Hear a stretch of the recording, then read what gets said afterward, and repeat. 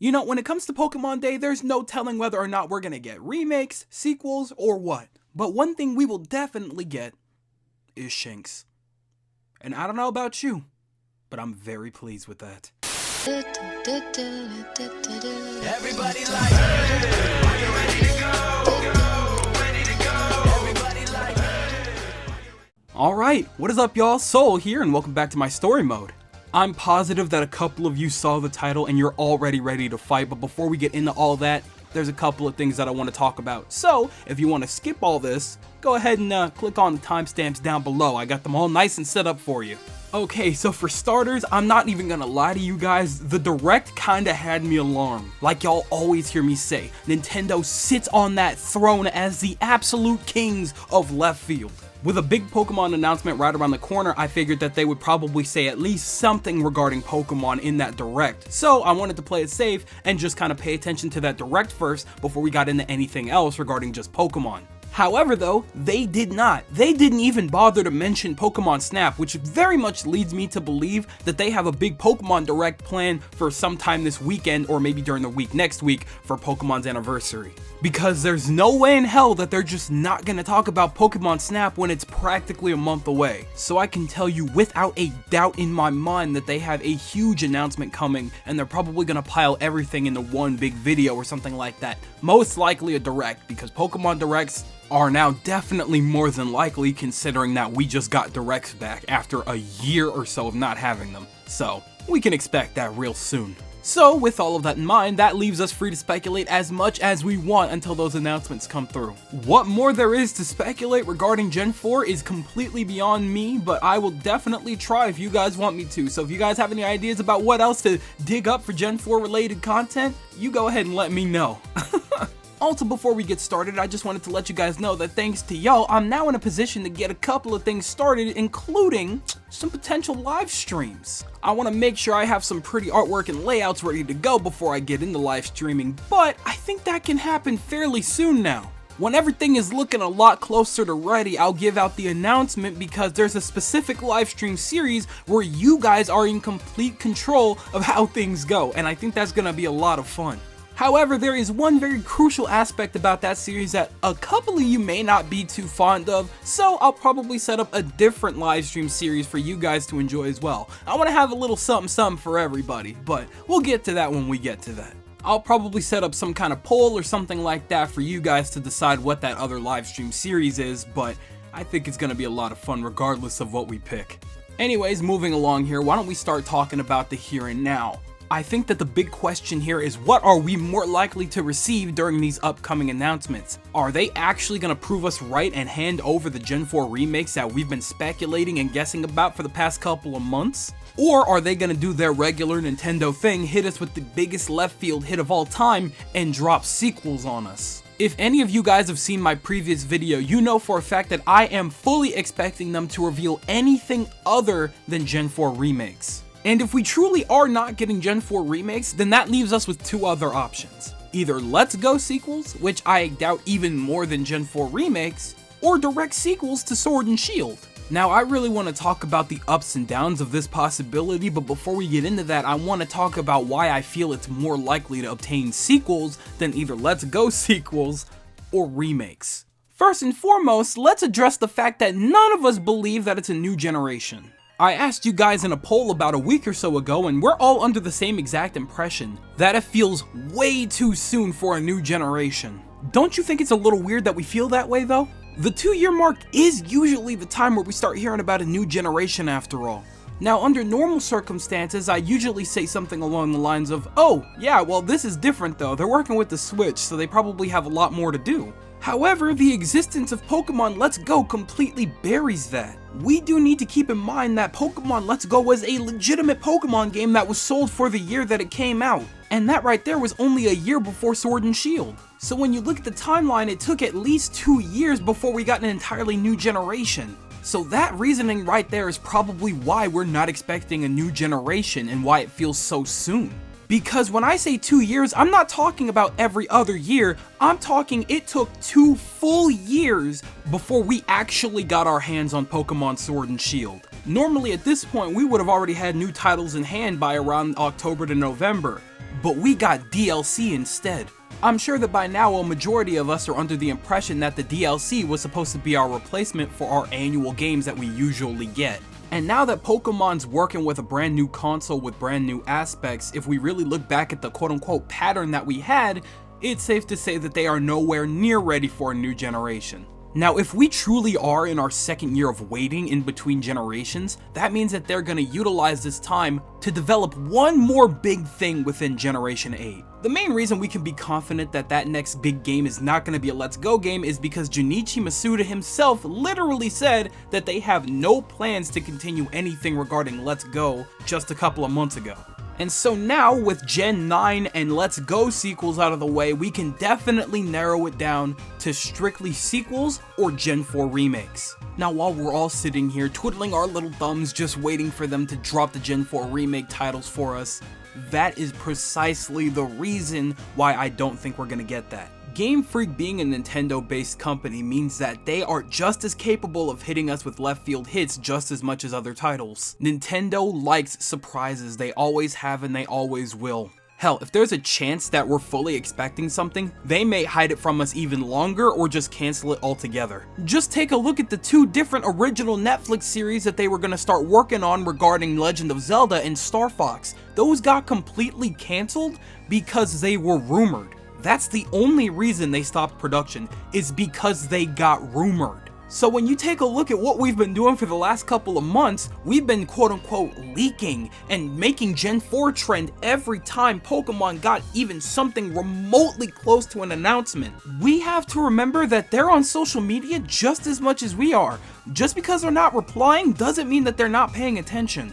And if they think that we're fully expecting Gen 4 remakes, why would they just go ahead and drop that when they could surprise us with something else entirely instead? This shouldn't come as a surprise to anybody considering that they've been doing this since Gen 5. We were fully under the impression that we were going to get something along the lines of Pokemon Gray or something like that. Or possibly even Gen 3 remakes. But no, they gave us our first sequels instead. Okay, cool, that's totally fine. And then we got Gen 6, fully expecting we were gonna get a Pokemon Z. They had it perfectly set up, including the fact that they had a whole Pokemon ready to go, Zygarde. We caught you dummies lacking again. Here's Pokemon Omega Ruby and Alpha Sapphire, Gen 3 remakes. What in the... Okay, cool, fine, whatever, Gen 3 remakes, they were okay. Then we got Pokemon Sun and Moon. We didn't know what to expect. The best we had was maybe Pokemon Eclipse or something. It had been a little while since we got middle games, so we figured, hey, maybe now was the time that they were gonna bring that whole trend back. Haha, nope, y'all are dumb. Ultra Sun and Ultra Moon, sucker. What in the world? These barely fall into the category of middle games because there's two of them, and they're definitely not sequels, so they're kind of like remakes of their own generation? Within that generation?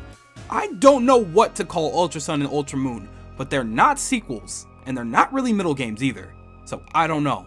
And then the final nail in the coffin. We were expecting a brand new generation ready to go for their brand new console on the Switch. Sick, bro. It's only a matter of time before those new games come. Left fielded, bitch. Let's Go Pikachu and Eevee. Now that one right there was almost painful. Gen 1 remakes for the second time? Why? Why did that happen? We played through that, everybody had a mid-time with it, and then we got Sword and Shield. And everybody had a mid-time with it.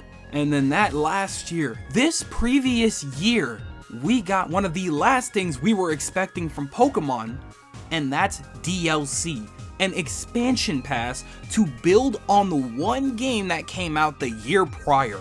I'm sorry, but just these couple years alone, if those events don't scream we will do literally anything than what you expect, then I don't know what does. So, long story short, they know we want it, so they are not going to give that to us. They're either going to hold it off again, or they're not going to give it to us at all. Who knows?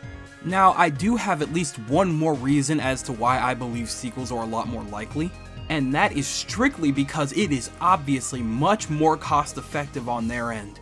It's not like they haven't done it before. They could very well give us a game with mild touch-ups here and there with reused assets, which would save them a lot of time and a lot of money.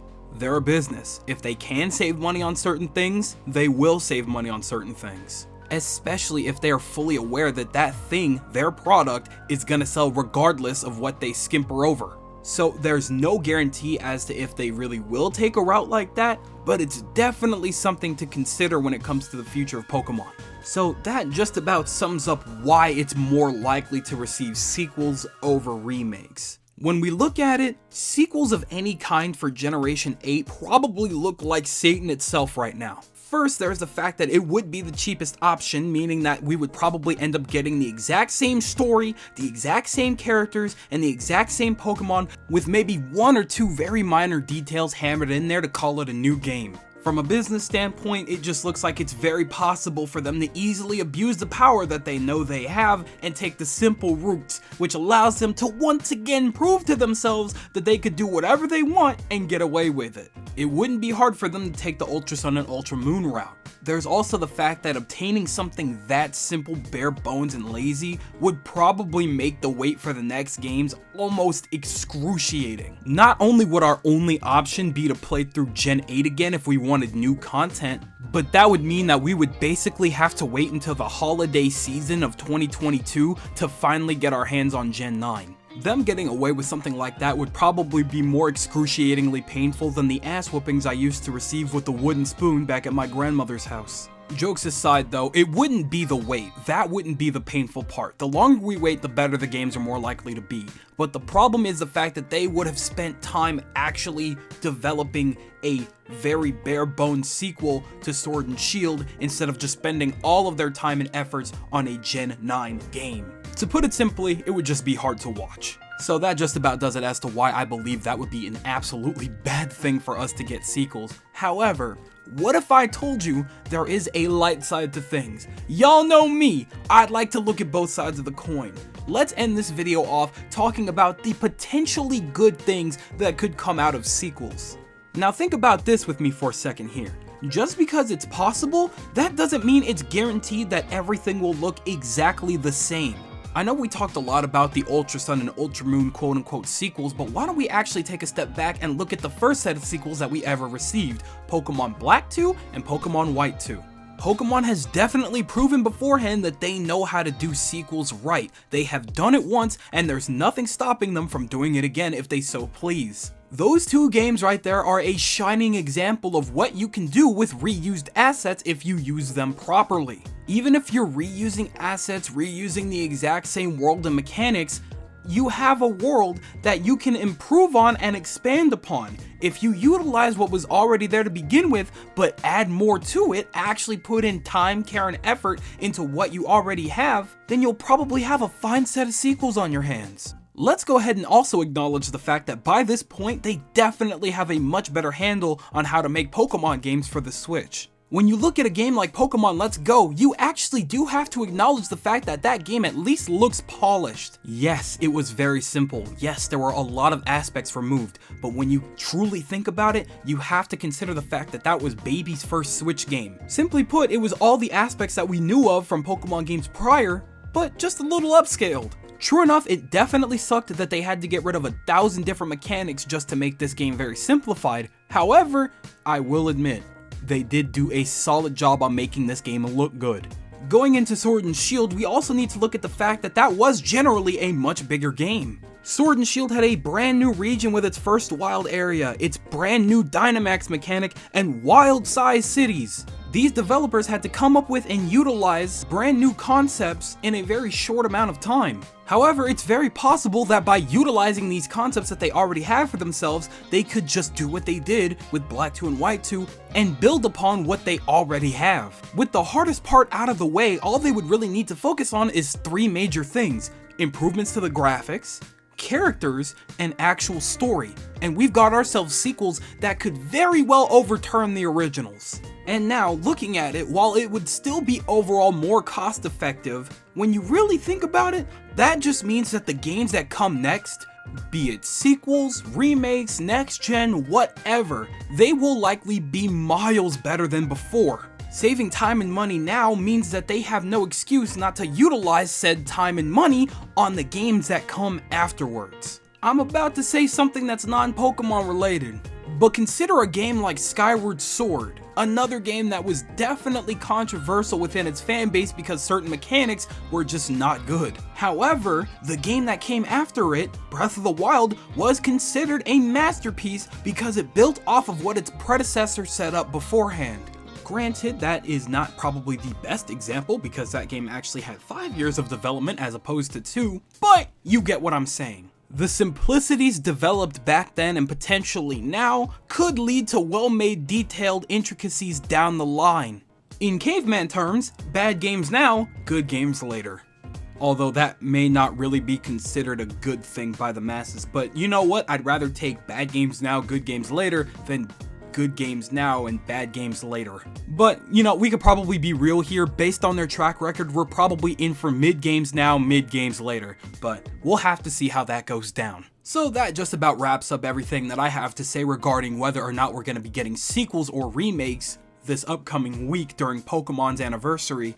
But again, this is all just speculation. I could be completely wrong and we could get something entirely different. Who's to say? But as per usual, I'm gonna go ahead and ask you guys to give me your opinions in the comment section below. Do you think we're more likely to get remakes? Do you think we're more likely to get sequels? Would you be happier with remakes or would you be happier with sequels? I did ask you guys this once before, but I don't know, maybe your opinion changed over the last couple of weeks?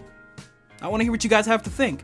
But on that note, I think I'm gonna skedaddle on out of here. So, with that, I want to thank you guys ever so much for watching. I truly do hope you enjoyed. Do me the absolute greatest favor of dropping a like and a comment, and consider subscribing, especially after what I just said earlier. We got some stuff in store now that you're gonna want to stick around for, I promise you. So hit that sub button for the sick stuff that we're gonna be doing on this channel. But with that, I'm out of here. Thank you guys again, hope you enjoyed, and I'll be seeing you guys in the next one. Do me the greatest favor of taking good ass care, and I'll see you all next time. Bye!